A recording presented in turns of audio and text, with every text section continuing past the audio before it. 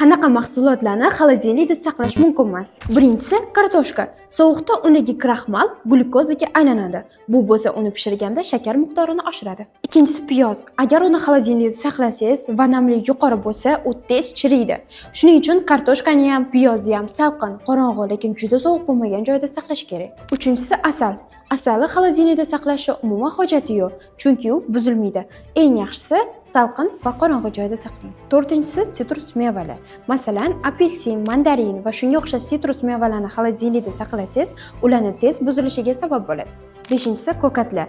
Ayniqsa ular polietilen paketda tursa, juda tez mohorlaydi. Oltinchisi zaytun yog'i. Agar uni sovutgichda saqlasangiz, tez quyuqlashadi. Bu aslida yog'i tabiiyligini ham ko'rsatadi.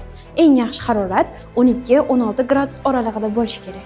Yettinchisi chesnok. Xolodilnikda tez quriydi, shuning uchun havo aylanishi yaxshi bo'lgan joyda turishi kerak. Yana qanaqa xolodilnikda saqlab bo'lmaydigan mahsulotlarni bilasizlar? Izohlarda yozib ketinglar va bizga obuna bo'lishni unutmanglar.